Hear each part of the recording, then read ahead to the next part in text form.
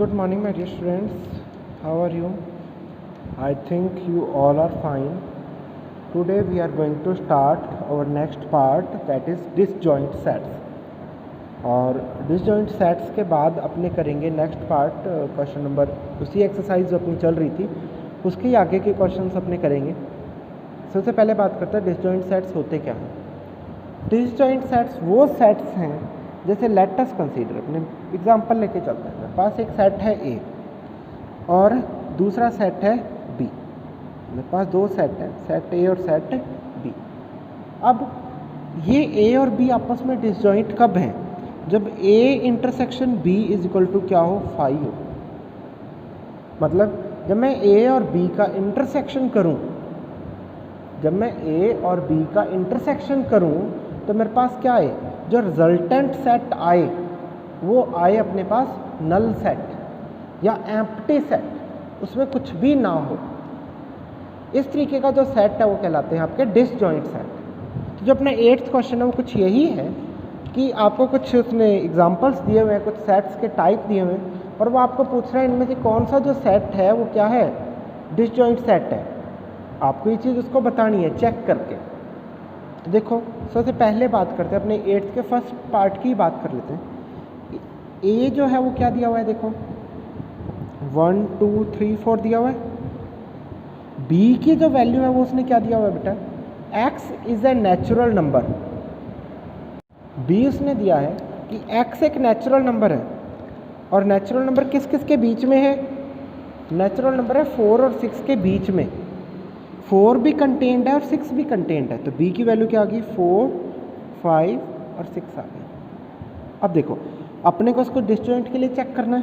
जब अपने डिसजॉइंट के लिए चेक करेंगे तो a इंटरसेक्शन b आएगा, और a इंटरसेक्शन b की वैल्यू क्या आएगी, 1 2 3 4, इंटरसेक्शन 4 5 6। करो इसका इंटरसेक्शन, दोनों में से कॉमन पार्ट आता है, दोनों में से कॉमन पार्ट है 4। तो देखो क्या a इंटरसेक्शन b जो है वो अपने पास एम्प्टी सेट आया क्या, क्या a इंटरसेक्शन b की वैल्यू वैकेंट आई क्या, नहीं आई ना। यहाँ पे सेट में एक एलिमेंट है ना, therefore a and b are not disjoint. ये दोनों डिसजॉइंट सेट्स नहीं।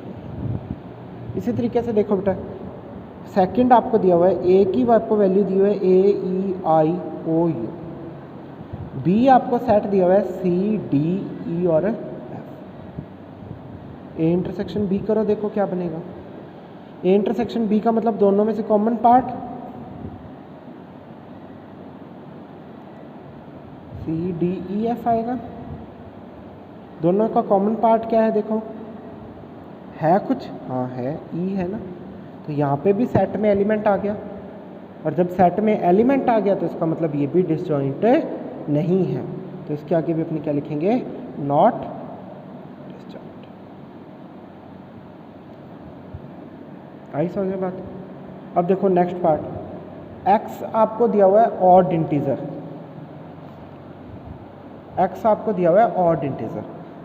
ऑड इंटीजर का मतलब 1 3 5 7 9 इस तरीके से चलेगा। x is a even integer, even integer का मतलब अब ये -1 की फॉर्म में भी हो सकता है, -3 -1 इस तरीके से चलेगा।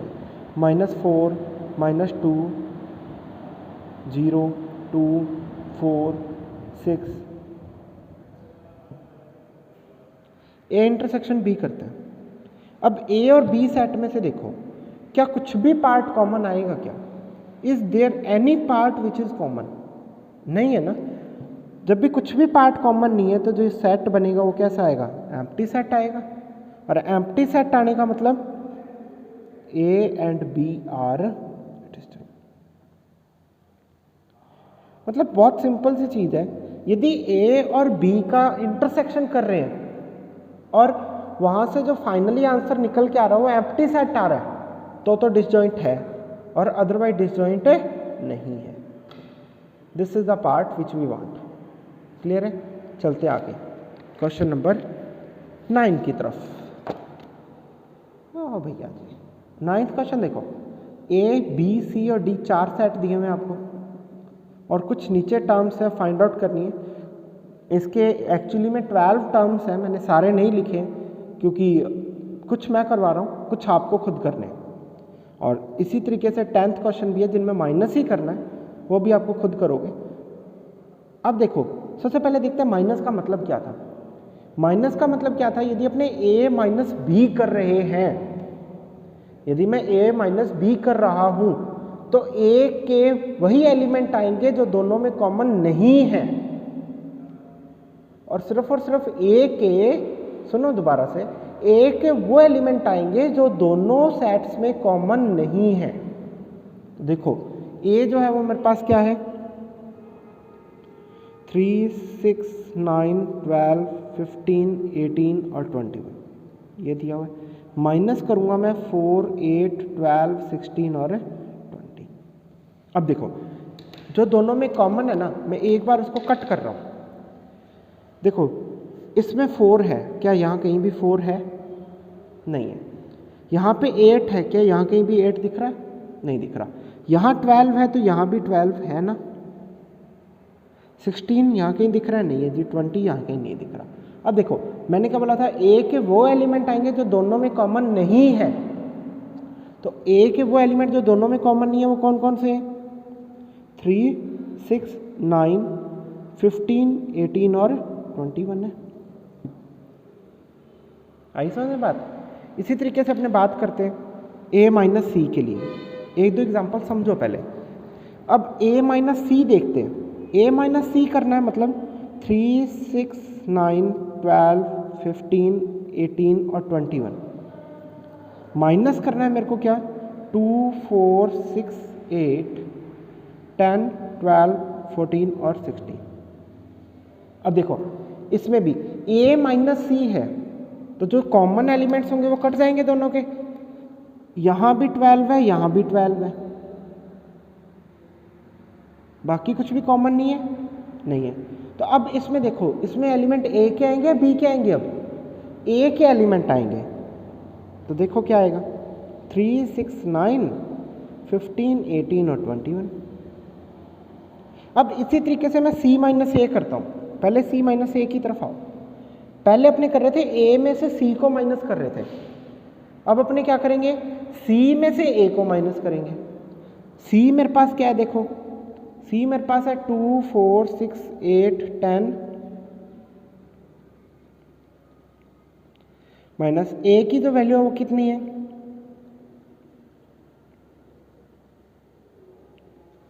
कॉमन तो अगेन अपने पास क्या है इस बार 12 ही है, तो वो तो कैंसिल हो गया। अब देखो, अब c में से a माइनस कर रहे हैं ना, जो अपने c में से a माइनस करते हैं तो अब जो आंसर आएगा वो किस में से आएगा, c के एलिमेंट आएंगे। अब जो एलिमेंट यूज होंगे वो कौन से होंगे, c के लिखेंगे, मतलब 14 और 16।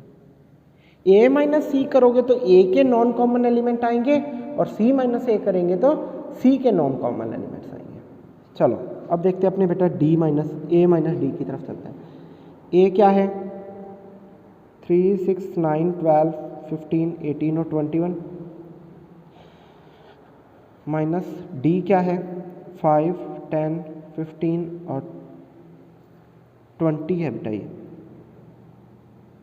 चलो 12 के अकॉर्डिंग कर लेते हैं ना। देखो 15 कॉमन है दोनों में,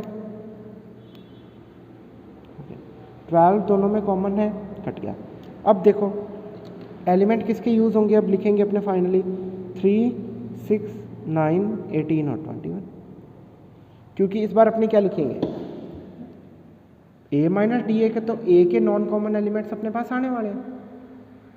b माइनस ए देखो बेटा,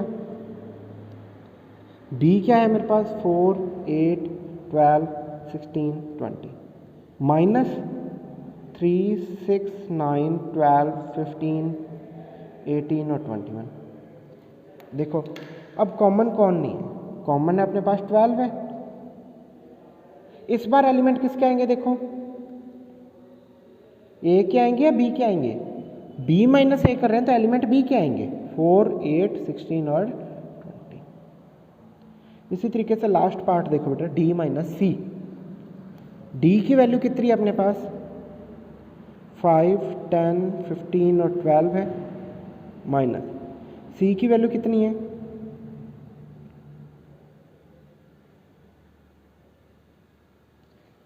कॉमन कौन सा है, 10 है, सॉरी 12 है,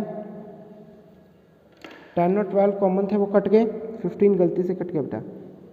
अब देखो, अब बचे कौन कौन से, d माइनस सी है, तो d के एलिमेंट्स आएंगे, d के एलिमेंट्स कौन से हैं, 5 और 15 बचे, दिस इज आवर आंसर। इसी तरीके से अब आपको रिमेनिंग पार्ट्स भी करने हैं। तो यहाँ से एक चीज़ देखो, जब मैंने a माइनस किया और मैंने b माइनस ए भी किया, a माइनस बी भी किया और b माइनस ए भी किया, क्या a माइनस बी माइनस ए के इक्वल था क्या दोनों इक्वल हैं, नहीं है। तो मतलब a minus B does not equal to b minus A, this is your important relation. आया समझ में बेटा। क्वेश्चन नंबर 11 देखो, if r is the set of real numbers, r एक सेट है रियल नंबर्स का, q is the set of rational number, what is r minus q। Real number किस किस से मिलकर बनते हैं बेटा, रियल नंबर 2 से मिलकर बनते हैं, rational number plus irrational number.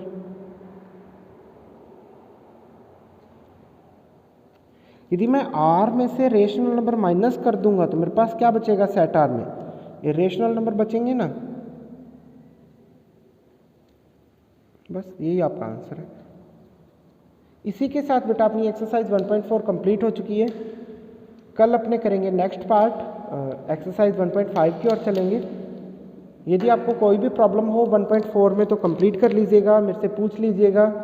1.4 के सारे क्वेश्चंस आपको, बाकी बचे हुए क्वेश्चन खुद करने हैं होमवर्क में, एंड इसको कंप्लीट करके मेरे को शाम को 5 बजे तक इसको सबमिट करना आपको। Thank you guys, have a nice day.